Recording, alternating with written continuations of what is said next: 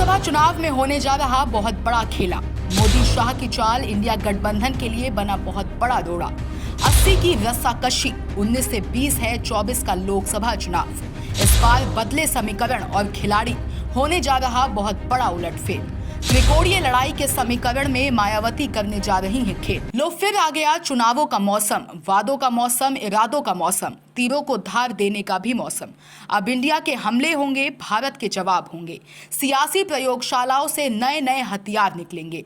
जी हाँ, बिल्कुल सही सुना है। जहर बुझे तीरों के काट भी निकलेंगे। राम की बातें होंगी, आराम की बातें होंगी। आया राम गया राम की चर्चाएं भी होंगी।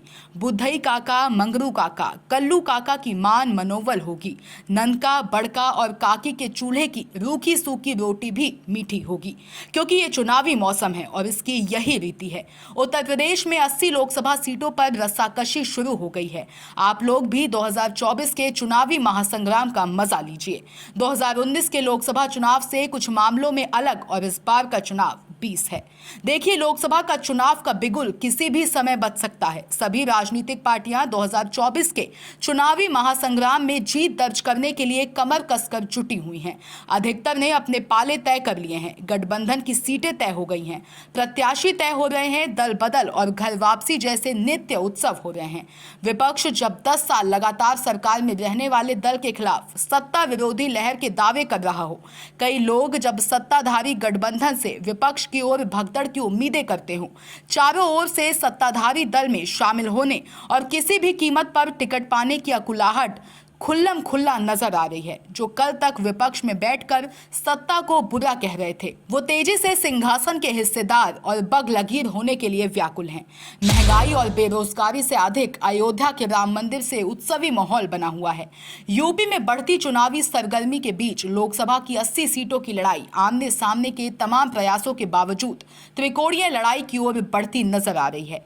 2024 का महासंग्राम 2019 से कई मायनों में अलग और बदला बदला नजर आ रहा है। बदले समीकरण और खिलाड़ी, 24 पर सबकी तैयारी। पूर्व मुख्यमंत्री बहुजन समाज पार्टी की मुखिया मायावती अपने अकेले दम पर लोकसभा चुनाव लड़ने की बात लगातार दोहरा रही हैं। राष्ट्रीय लोकदल तो राजद का हिस्सा हो गया है। समाजवादी पार्टी को कांग्रेस से हाथ मिलाना पड़ा है। कांग्रेस का यूपी में जनाधार काफी खिसक चुका है। 2019 के बाद 2022 का विधानसभा चुनाव हुआ तो सपा ने योगी सरकार में सहयोगी सुभाषपा को तोड़ लिया था। स्वामी प्रसाद मौर्य और दारा सिंह चौहान जैसे कद्दावर मंत्रियों को शामिल कर लिया था। 2024 के लोकसभा चुनाव से पहले सुभाषपा फिर राजग का हिस्सा बनकर योगी सरकार में शामिल हो चुकी है। दारा सिंह फिर से भाजपा में लौटकर मंत्री बन गए हैं। स्वामी ने तो सपा से नाता तोड़कर नई पार्टी की घोषणा कर दी। विपक्ष 2019 और 2022 के मुकाबले काफी बिखरा हुआ है। रही सही कसर बसपा पूरी करने जा रही है। बसपा किसी गठबंधन से इतर अपने दम पर सभी 80 लोकसभा सीटों पर चुनाव लड़ने की तैयारी कर रही है। पहली नजर में 24 का चुनाव आमने सामने की जगह त्रिकोणीय बनता नजर आ रहा है। Bureau report, Sam TV.